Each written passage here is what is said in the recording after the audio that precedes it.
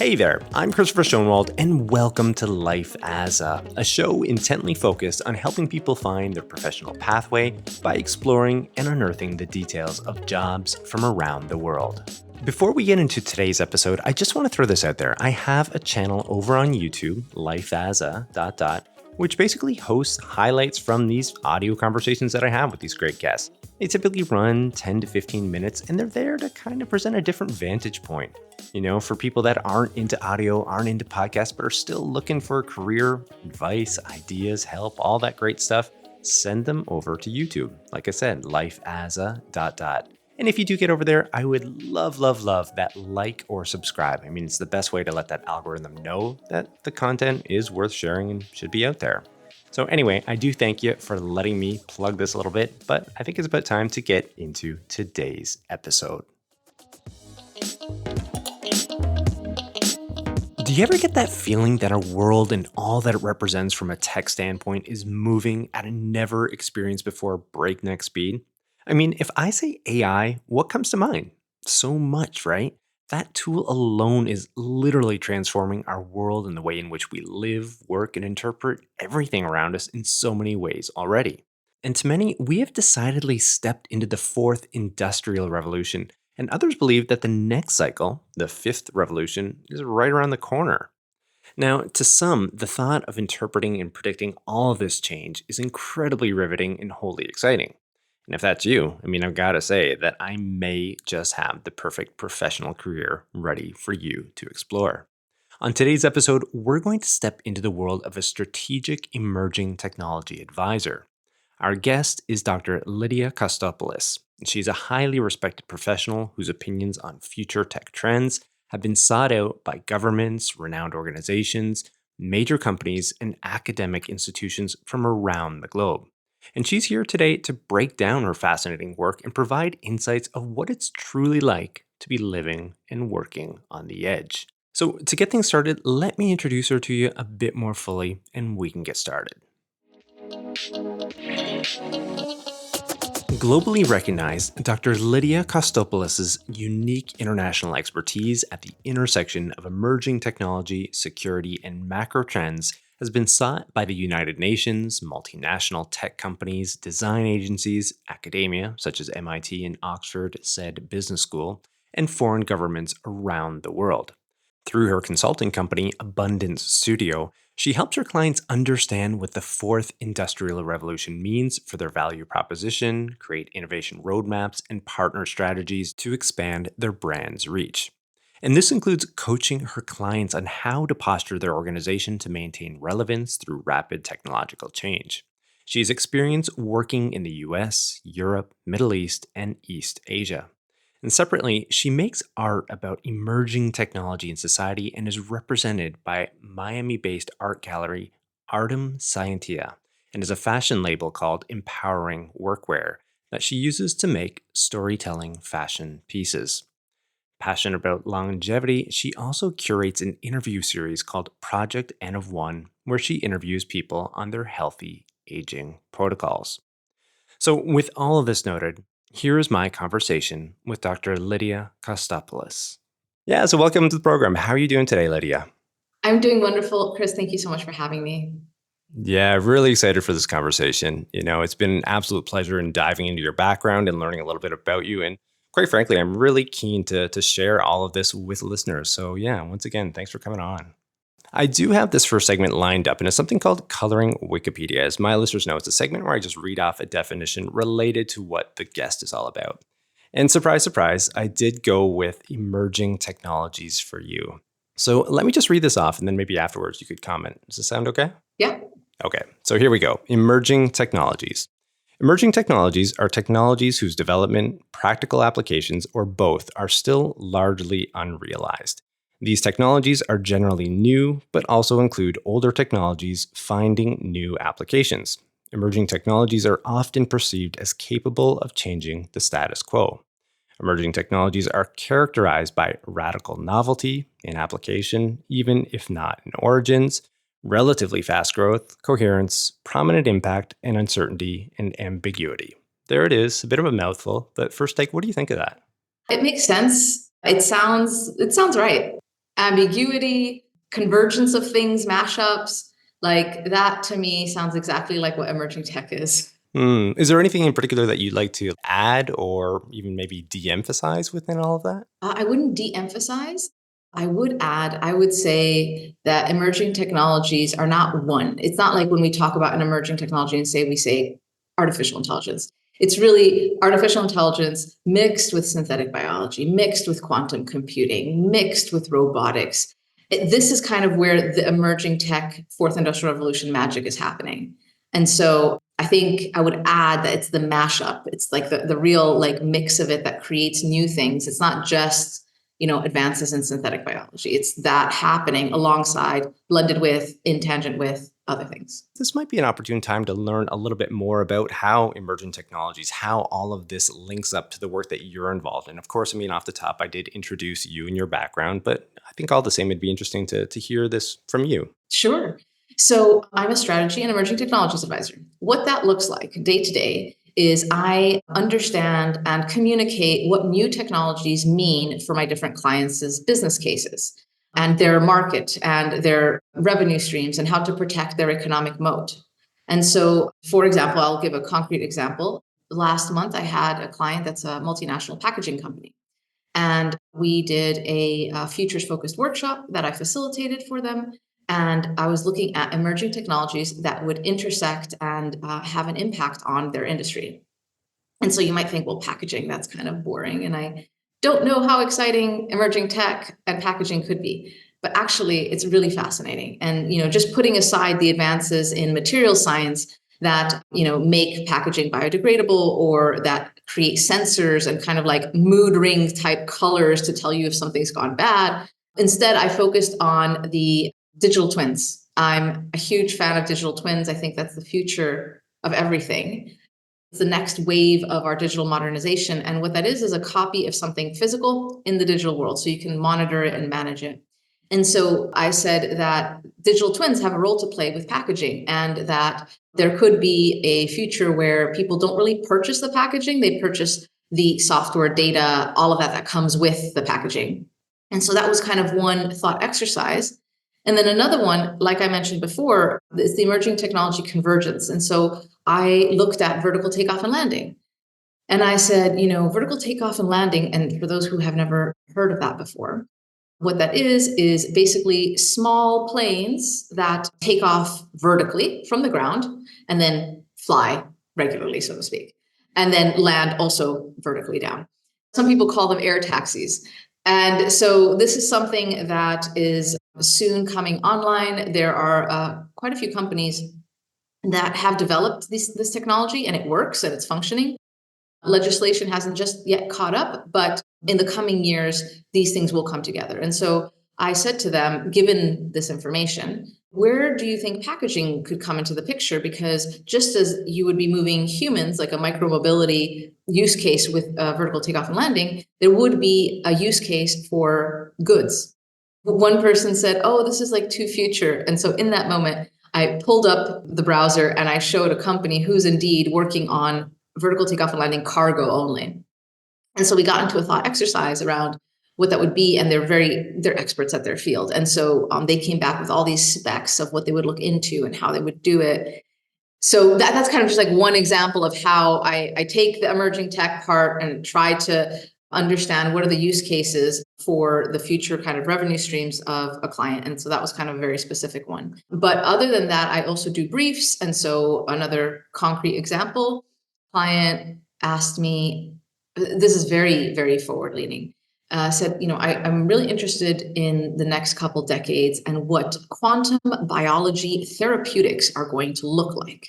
And I was like, okay, that's a new one for me. No one has ever asked that particular, that's not on people's radar. And so, no, I wouldn't think so. Not at all.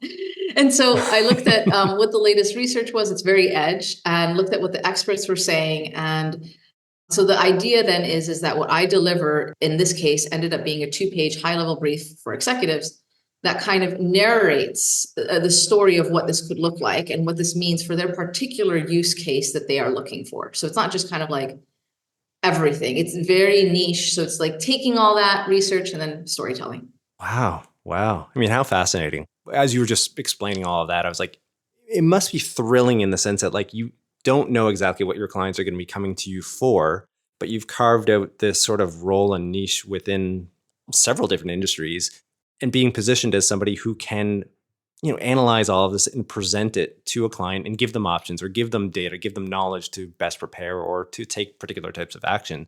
But for you personally, that must be so exhilarating to be constantly on the edge. I mean, that's a word that you used a couple times in explaining what you're involved in. Yeah.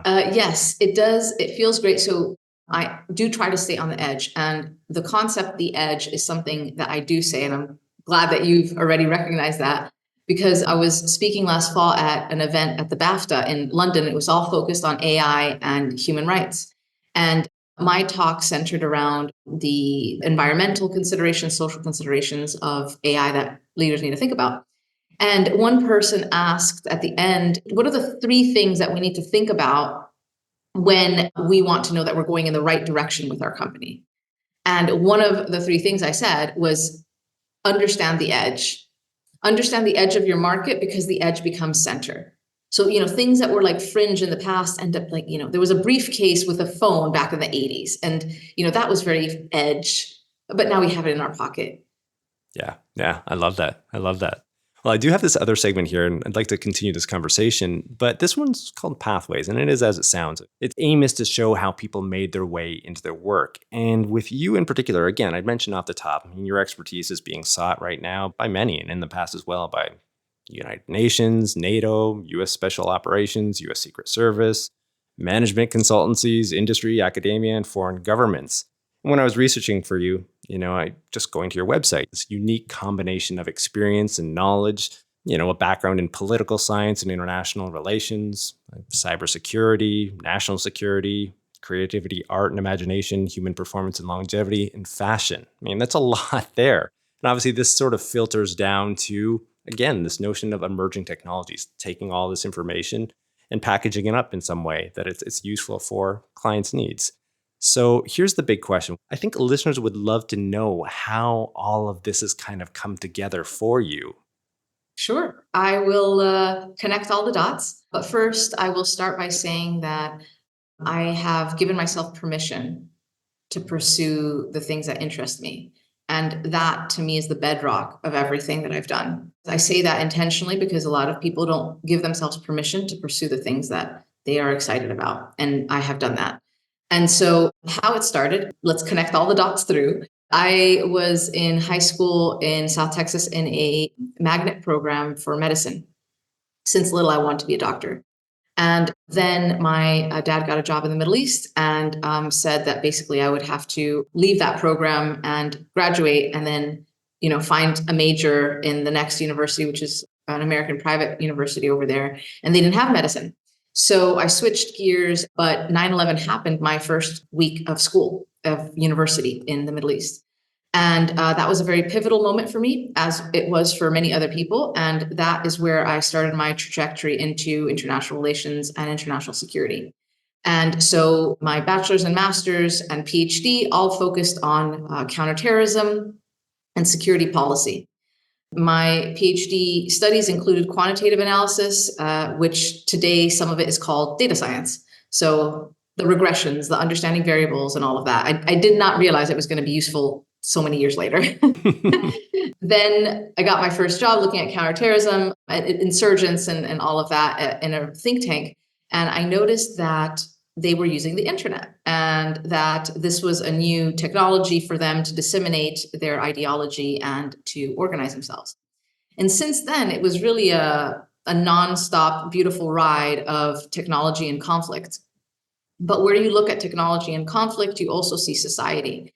And so on that path, I was looking at cybersecurity and cyber warfare. Then I said, there's much more to this. And this is where the artificial intelligence and the robotics and all these other things came in. And then I deep dived with emerging tech and special operations use cases, which is a fascinating space. However, all these technologies don't happen in isolation. It's not just siloed inside conflict. It's also in society, and it changes our society. It changes our opinion. It changes the course of history. It changes our political dynamics and power dynamics. And so I became very fascinated with that aspect of society, which is when I started making art. I made art about artificial intelligence to express these things. And so there's some that talk about kind of what the difference is between artificial narrow intelligence, general intelligence, and super intelligence is. And then the one behind me, it's called the AI Matrix, and it's a robot with a red pill and a blue pill. And so it just kind of like blends pop culture and like where technology is going. But the idea is to give those who are in front of that art a moment to reflect on these things that I am also reflecting on. Many years later, I moved back to the Middle East and I worked at a university teaching national security. And over there, it's quite common for people to get clothes tailored. And my boss told me that it would be best if I were to stick to very long skirts or pantsuits. And I had no issue with that. And I was excited at the prospect of kind of revisiting the wardrobe. So I went to a tailor there and I started making clothes that were, fit for me, but I also kind of designed them. And then it became kind of quite exciting for me. And then I started a fashion label that was meant to focus on kind of the issues that I care about. So it's not just enough to just like make a piece. It has to have a story. So each story has a thesis. You can blame my PhD studies for that. And so I created the first product as the Fortune 500 shirt, and the weave of the fabric is the ratio of men and women on the Fortune 500 CEO list. And it's a white shirt, and it's a jacquard weave. And it's just basically that the weave of the threads create the pattern. And fun fact, the jacquard loom is the first computer in the world. And so I think that's fun. Then, my subsequent pieces were jewelry pieces. And again, they were focused either on women's equality or national security issues that I thought were important to talk about.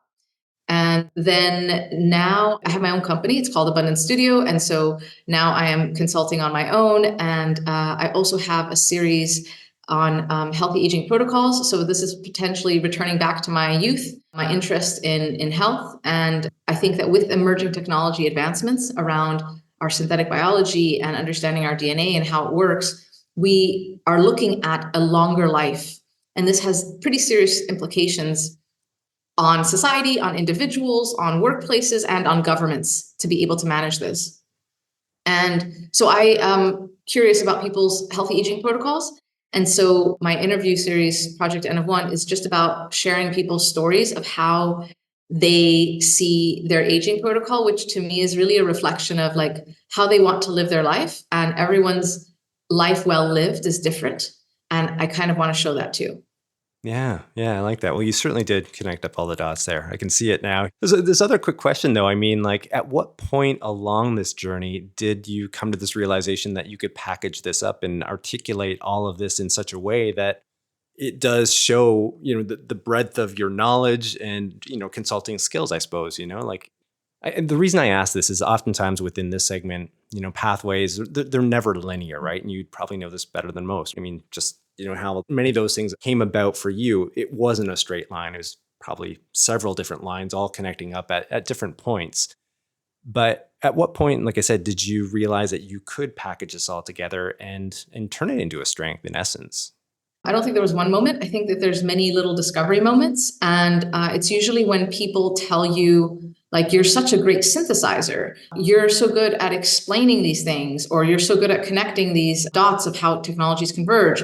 When to me, that's how I think normally. Like it's not something special to me, but it was something special to somebody else. And that's kind of how I started to put those dots together, that's something I can do that other people can't, or that something I can do that other people value. But it's also something that you kind of learn about yourself and say, oh, well, that's normal to me, but actually that's kind of who I am. And I also have lived in many countries around the world, and I've studied several languages, and I've immersed myself in other cultures. And so that's another thing that I've noticed that I bring to the table, the kind of multicultural perspective that I see and continue to see in my travels around the world. And I think that when we are looking at emerging technologies, they should benefit everybody. Diversity and inclusivity is extremely important. And it's not only gender, it's about religion, it's about race, it's about every single way that humans want to be different. And I think that we should value the different choices that we make in life, and that technology should enable us to be able to pursue ourselves through our eyes and realize our dreams in our way, not be boxed up in any particular way, that you can only do things in a certain way. I like that. And also too, not to be forgotten, like how you opened up answering that question by, that notion of giving yourself permission to explore all of this. Because like you said, a lot of people don't.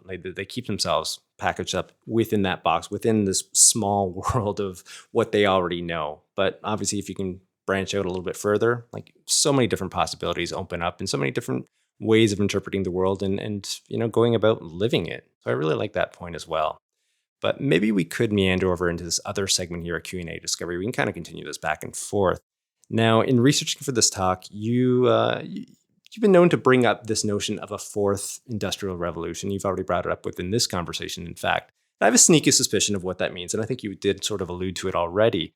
But I'd like to know a little bit more about that. And then I have a few more follow-up questions. So I think a historical context helps. If we think about how industrial revolutions have changed our lives and our civilization and how that helps us move forward, then we can kind of understand like each wave. And so if we think about steam engines and how they've created like more productivity, we think about the factories in the early last century and how that changes the productivity of work, that changes the output, how many physical goods can be produced. And I say physical because right now we're in an era where digital goods are starting to have more value than physical goods. And then the third industrial revolution with the computers, which was in the 90s, and maybe you can argue started in the 70s or so, but really came to fruition in the 90s. That changed the way that we do work. We went from a lot of physical analog to digital, and that kicked us off on this path. And then now we are seeing this merger of the digital and physical. So when you think about the Internet of Things, your wearables, your smart gadget, whichever it is, when we think about data in the cloud, it's all of this blended together. I would say that we are well 1 foot into it. For the first time a little while ago, I heard somebody talk about the fifth industrial revolution, which I'm quite curious to see how that's going to unfold. I don't know yet what that's supposed to mean, but the fourth industrial revolution. Yeah, I was about to ask. I don't know yet. Yeah. I think it's kind of early to tell, Yeah. But right now, the fourth industrial revolution is something that has been talked about for at least a decade and a half. And so it includes, the data, the AI, the merger of the two, the cloud computing, and the advances in synthetic biology. And so these things are transforming every single industry. With AI, I think people are starting to notice that quite a bit. But for example, with synthetic biology, people don't appreciate necessarily how that also changes agriculture, being able to create seeds that are more resistant. Then if you think about the convergence of robotics and artificial intelligence and sensors, you can think about, again, agriculture, where there are robots picking apples. And that involves the robotic arm, and then it involves the camera, and then the machine vision that's recognizing if the apple is ripe or not, and then reaching out and grabbing it. And then you can add that to the cloud and know how many apples were picked and how many apples were ripe. So yeah, so it's a blend of all these things that is happening. And I say we're 1 foot in, well 1 foot in, because I don't think we have reaped all the benefits of these technologies just yet. One of the follow-up questions that I did have for you is like, how well are we doing with this? Like in terms of like large organizations or governments or companies themselves, are they taking advantage of this to the fullest extent? Or like what are some of the limitations right now? Would you say it's like structural in nature that these organizations are struggling to be able to fully take advantage? Or does it come down to individuals, like the people themselves not being fully skilled or aware of all of these possibilities out there? I'd love your insights on that. So there's this saying that the future is here, it's just not equally distributed. And so I think that that's one thing that would apply to what you've just said. But then besides that, with the plummeting costs of physical goods and the ubiquity of the internet and artificial intelligence now, I think that we're going to start to see more and more people around the world, regardless of socioeconomic class, have access to technologies where it really becomes what your imagination is, what you can do. So specifically speaking, mobile phones are quite cheap. I mean, you don't have to buy the most expensive one. You can buy a $100 smartphone, and all you need then is the internet. And you might say that, well, there's a lot of digital inequality and digital gaps. This is true. However, in the next few years, we're going to see more and more space-based internet become available, and more people are going to be able to have access to that. And then besides that, there's already the artificial intelligence that many people can use to create new things that didn't exist before.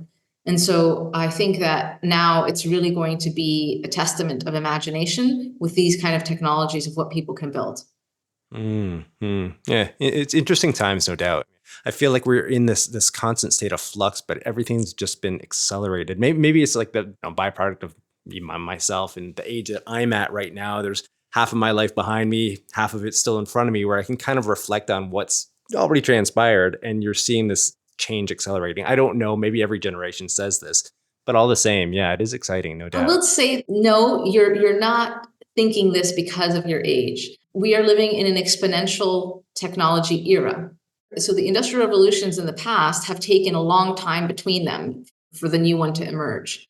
And now the intervals are becoming shorter and shorter. So technological advancement is accelerating. So, for example, between the second industrial revolution, which was in the early 1900s, to the third industrial revolution, which was in the 1970s, 80s, 90s, and then now the next one, which arguably started in 2015-ish, it's the increments between them are getting smaller and smaller.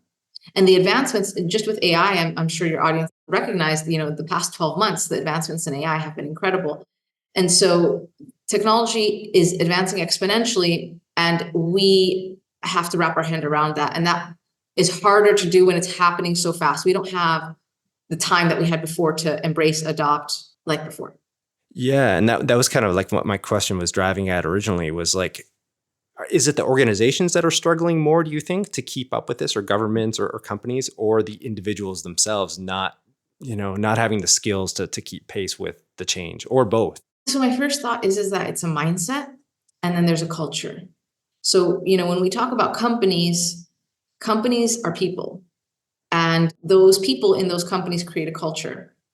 But if you have leaders at the top who insist and incentivize a growth mindset and create a space for people to experiment with the edge and understand the edge, then I think it would be easier. So, for example, one of the questions I always ask is, what are you in the business of doing? Because how you have imagined yourself as a company is the aperture in which you are going to embrace or not embrace new technology. And so I think that's the hard part that some people have, the imagining their company's new kind of place in this new world. But that's a byproduct of understanding who they are to begin with and the value that they bring that is beyond the product itself.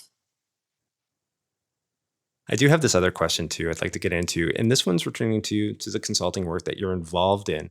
To what degree are you having to sink yourself constantly into studying new emerging technologies when you're working with clients, when you're supplying information, as opposed to drawing on existing bases of information or knowledge that you already have? Like, what is that ratio like, if that question makes sense at all? It makes sense. I don't know the answer, but what I will say, I don't know the ratio because I haven't thought about that. But what I will say is that every day I'm engaging with new material and trying to understand the knowledge that I use from the past, because I'm not specifically focused, for example, like the exact information of lithium battery acceleration. Like, I'm not looking at the nitty gritty of it. I'm looking at the broader trend of it. And then I'm looking at the broader trend and the macro trend and the economic and supply chain implication of it. And then trying to map that with other technologies like electric vertical takeoff and landing or electric vehicles, and then kind of looking at that together. So I'm not looking at the nuance of the particular quarter by quarter advancement or anything like that. It's more kind of like the macro trend shift that has more relevance to me when I look at the converging of trends. But somebody, for example, who's working only in lithium batteries would need to be keeping up with all those things. So that said, those are the things that I pull from the macro trends. And then the kind of, let's say, deep dives that I look into are, for example, right now I'm looking into the field of electricity and biology, because it's a nascent field that is growing and there are more companies coming into the mix. And that is something that can revolutionize the next generation of medicine. And so I'm reading a book about it. I'm reading articles about it just so that I can get like a grounding of what to look for moving forward. Every day, every week, I'm engaging in different types of things at different levels. Okay. When you're doing those things, are they constantly driven by the projects themselves, or are these trends that you're like, well, I know this is going to be coming up down the line, so I've just got to get ahead of the curve to a certain extent here and just read up and be prepared?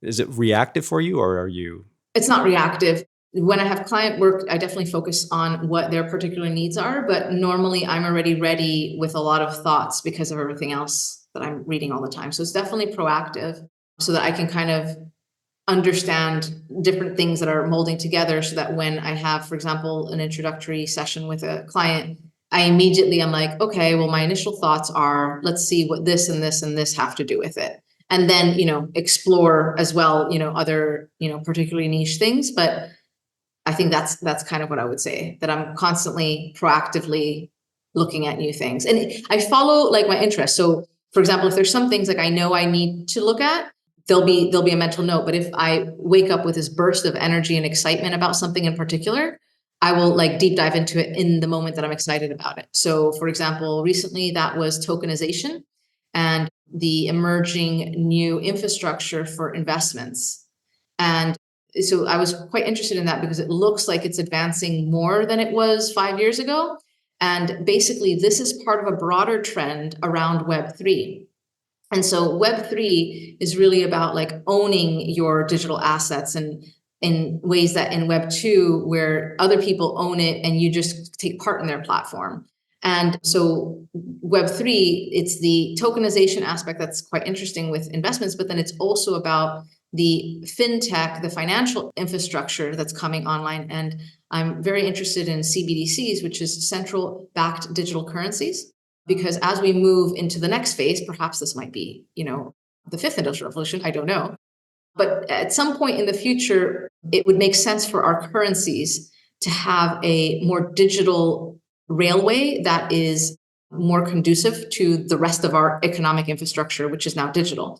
The SWIFT systems and all of these represent a different era.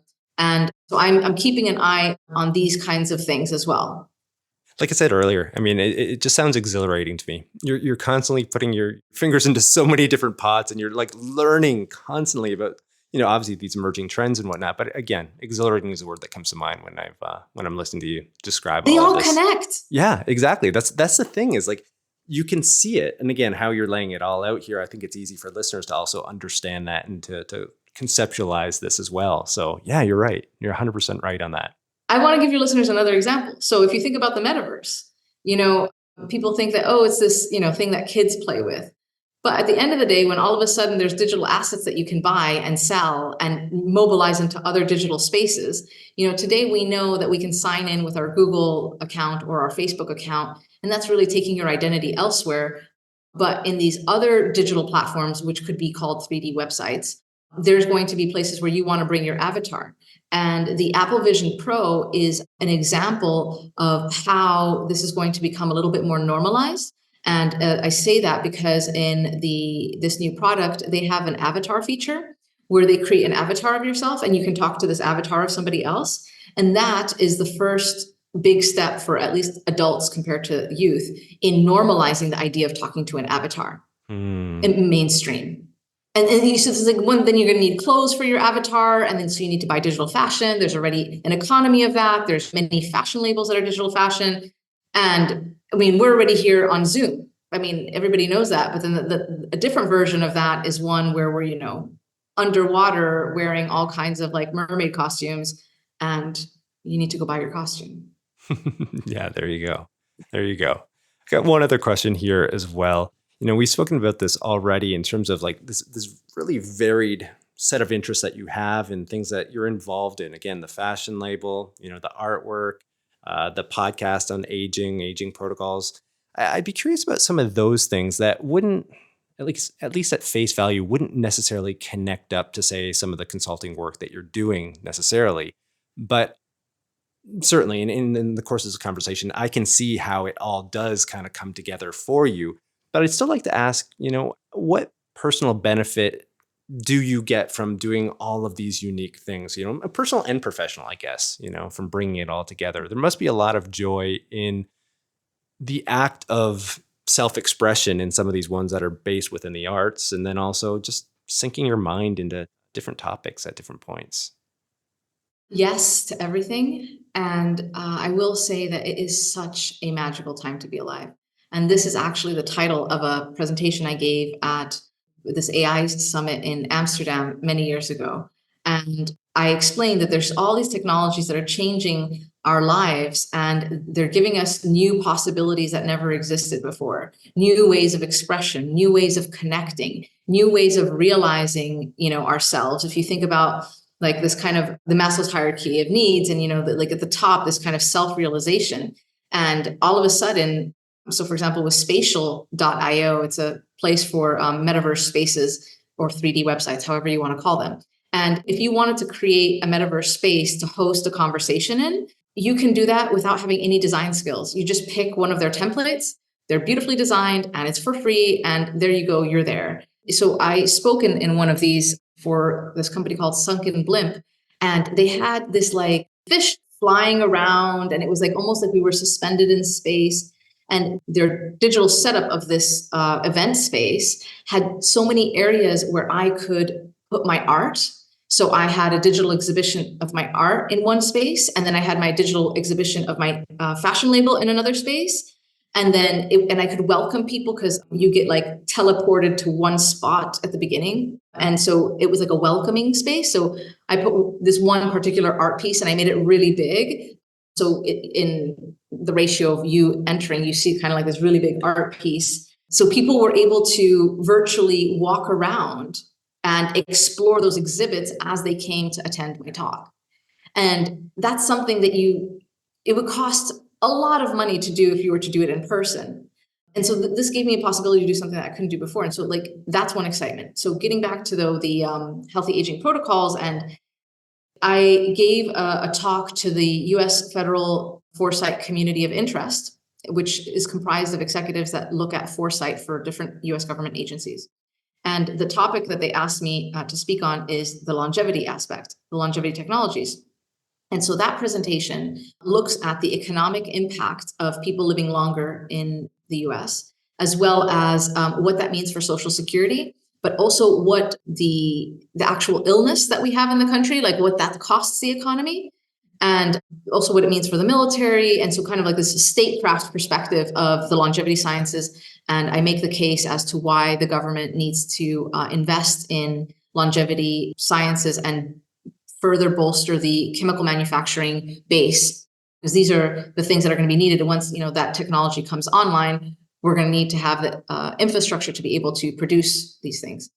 So it was a moment where I got to put years of reading and in my interest and like bring my convergence thinking to the picture and share that. So that's one kind of professional version. The personal version around that is I have my own healthy aging protocol. I have like wearables and gadgets, and like I'm doing my own longitudinal study. What that means is looking at my data over time, and that excites me. And I'm now using my PhD studies and what I learned around data to do that. So I've constructed my own study, and I find it totally fascinating and fun. But I think it's also really rewarding that the knowledge we have today about our bodies and the wearable sensors that we have can give us so much feedback and create a conversation with our own body that we've never been able to have before. So, you could wake up and say, I don't feel good. But if you have, over 1,000 days of data like me, then you can say like, I don't feel good, but let me like start like going through, was it my heart rate? Was it my temperature? Was it the barometric pressure? Was it, and then did I push myself too hard in my workout? All these things come into the picture where you get to interact with your body in a new way. And another thing I would add to this is that this is not just us. There's a nonprofit called the Earth Species Project, and they're leveraging artificial intelligence to try and have intra-species communication. And whales is one of their targets. And so they're gathering whale data. And I mean, there are ethical implications to this. We do not know. Whales have communicated across the oceans of the world through song, and no other species has come into that conversation before. And so it has like positive use cases in the sense that we could potentially warn them of oil spills or something like that. But then it has negative use cases where we don't know what what the chain reaction will be of us coming into that. So there's just so many things that are happening that have never happened before. And so I think there's a space for anybody to explore and mix and merge all their interests together. No doubt, no doubt. Like, it's such a refreshing conversation, I've got to say, and I think the listeners are really going to appreciate it because I think on the one hand, it's quite inspiring as well to hear how you've gone about, bringing all these different interests together and carved out a career based on all of it. So I think that is inspirational. Then also too, like there's a side of just like the fascinating work that you're actually involved in as well that I think can spur on, youth or young people to step outside the boundaries and maybe explore something further. So yeah. And the last comment I would have as well before we shift into another segment here is like the amount of joy and fulfillment that I'm picking up just in listening to you, the tone of your voice as well and how you're describing things. I can see, the passion that you have for all these different things. And I think you've got a few things figured out. That's the impression I'm getting at least. I'm very grateful. Well, I do have this other segment here, a water cooler story segment. And here I just ask, guests to indulge listeners with a story related to what they're doing. So I'm really keen to hear what you have for us today, Lydia. So, story of what it is I'm doing. I told you about the Project N of One interview series, and I'm interviewing people, asking them about their healthy aging protocols. That's how it started. And then I thought to myself, everyone has a very unique way of approaching their aging, and it is informed by their personal lives. So, for example, for me, my doctoral studies is informing my way of approaching my healthy aging. And I thought, what if these people wanted to connect with others on this particular issue and find a like-minded community to help them keep up with it? And so I got into an accelerator program to look into this idea of like building out this kind of your health is your wealth. And what's come out of it is something that I want to work on now, which is a protocol club where people who want to design their own healthy aging protocol, whatever it is they want, however it is they want to live their life. I think that this aspect of self-health determination is going to be very important in an era where we can live longer and that technology will allow us to live longer. The question then at the end of the day is, are we living a life that's ours? And I feel personally that from these interviews, I find that the healthy aging protocol is really another way to express this is how I'm living my life. This is how I derive meaning. This is my life well lived and agency. And so I want to explore that in a club. And so that is the story of something that I am doing right now that I am drafting. Sounds quite exciting because you're pushing a lot of boundaries there and you're uncovering a lot of different viewpoints and ideas, not only, like what you're coming up with, some of the conclusions that you're perhaps drawing based on your experiences, but in speaking with others as well and drawing upon what they're discovering about this experience. It must be really quite compelling, quite interesting for you to be putting it all together. Now, how long do you expect this project to run for? Is this something that you're setting up to go for, go the distance here, or is this going to be like a year or 2 years or what? So I don't know, but with the mentors from this accelerator program, I am working on defining the KPIs of the pilot. So the idea is to do the pilot, and the pilot will last 3 months. And what it'll include is it'll include a workshop where I can help people devise their own healthy aging protocol, whatever it is they want in it. So one person I interviewed, for her, dancing is part of her healthy aging protocol, and it's really important to her. And somebody else, it's a spreadsheet and meditation. And so it's really about like devising. And so the methodology of it is, what is the future you want to live? What is the person you want to become? What is the person you are becoming? How are you going to create your protocol to meet that moment? And then backtrack. And then the next part is data. So great, you've identified these are the things you want to do. So you dancing, you want to dance. How many times a week do you want to dance? Let's get that on the calendar, so it's kind of like that. And then after, the idea is to have weekly meetings to kind of like keep that focus and say, great, you want to dance 3 times a week. Did you get it on the calendar? Did you do it? And then kind of like an accountability group where it's like sending pictures throughout the week, like I danced, here's a picture of the dancing. And Because I think what I found in that accelerator program, when I did the validation exercise, a lot of people knew what they wanted to do with their health. They knew the decisions they wanted to make, but they struggled to make them. And so this pilot program is going to test out one way of creating a space for people to have that support group that is around this particular topic. How interesting. How interesting. Well, I'll be sure to have a link within the show notes for listeners who are, keen to follow up on this and to learn a little bit Sure. more. But I do have one last segment that I would like to shift towards to a crystal ball segment. As the name implies, we're looking towards the future, trends, predictions, so on and so forth. And I understand that you're currently writing a book right now, The Imagination Dilemma and How Businesses Can Overcome It to Thrive.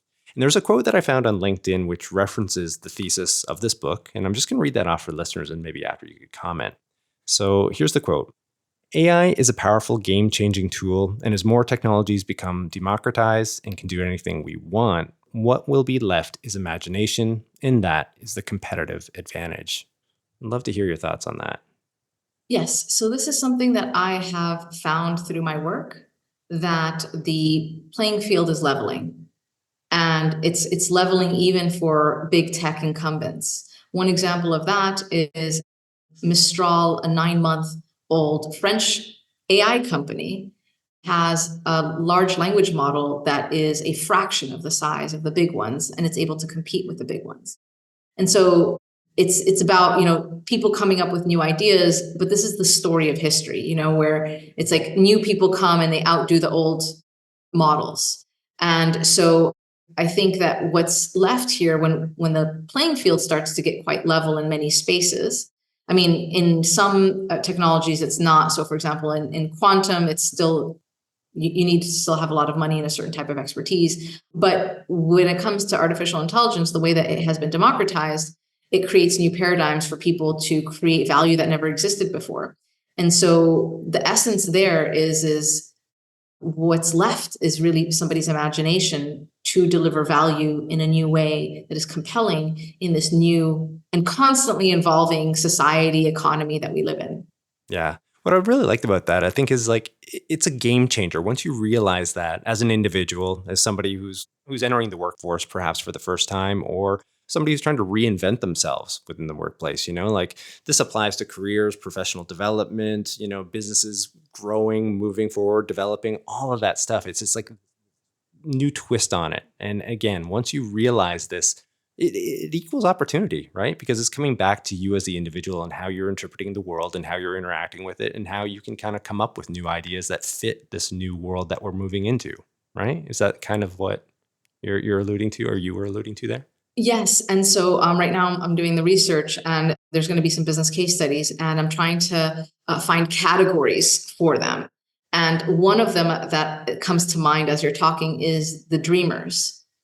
And imagination is a very powerful thing. And somebody who dreams has the potential to imagine quite a bit, because dreaming, and I don't mean like when you're sleeping, I mean like the dreaming when you're awake, the things that your heart desires and all of that. That's a very powerful magnet towards accomplishing something and being creative to solve for that, because your heart like thinks the world through that lens. And one example I want to give, just to be very concrete about it. One example is Jeff Bezos. And I wouldn't have thought that I would have put him in the dreamer category. So it turns out we all know that he was fascinated with space since he was a child. But what I didn't know, at least, is that I didn't know that he started selling books online so that he could find money to go to space, to make his space dreams a reality. And so that's what drove him. And then he did Amazon. And then as soon as it was possible, he left. And he's cashing out as much of his stock to put into Blue Origin. And so the reason I include this as a case study is because all of these businesses along the way, so it's Amazon, it's AWS, which is within Amazon, and then it's Blue Origin, each one of them has a lot of value and also revenue. So this is not like a dream where it's like, oh, it's a dream and I've, haven't been able to, make a profit. No. Dreams can be very powerful. And so his childhood dream that has stuck with him until adulthood has generated $1.7 trillion of value with Amazon and AWS combined, and then around $3.5 billion in Blue Origin in terms of its value. And that's an example of a dream, somebody who dreamt and was like, I'm going to find a way to make this happen. And it also gives you resilience as well, because nothing goes as planned. And so I think dreaming is very powerful to be imaginative as well. So that's one category that I want to explore in how imagination can be a business competitive trait. Sounds super, super interesting. When is this book going to be released? When's it coming out? It's going to be coming out in Q1 next year. The book's website is imaginationdilemma.com. And so that's when it's coming out. Yeah, we'll definitely have a link for that as well within the show notes. But I got to say, Lydia, it's been an absolute pleasure. I've enjoyed this conversation from start to finish. I can't believe we've blown through this, already. It feels like we just got started here. So thanks so much for taking some time and joining the program. Thank you so much for having me, but also thank you so much for doing something like this. I wish I had it when I was a teenager. Now, for those interested in learning more about Lydia and her work, you can do so via a slew of different options. I'll have links down for her LinkedIn profile, her portfolio website, her fashion label, as well as her interview series Project N of One, and finally, her consulting company Abundance Studio. And for reference, again, all of that information will be in the show notes. And hey, if you like today's show, please be sure to tell a friend and share. To show further support, you can always rate, review, and subscribe wherever you access your podcasts. And then, as I mentioned off the top, head on over to YouTube. I do have a channel over there which hosts some highlights from the audio portion of the conversation. And then, yes, please don't forget to tune in to the next episode of Life as where we'll continue to explore and unearth the details of professions and the people behind them. I'm your host, Christopher Schoenwald. Until next time, stay curious about life and living.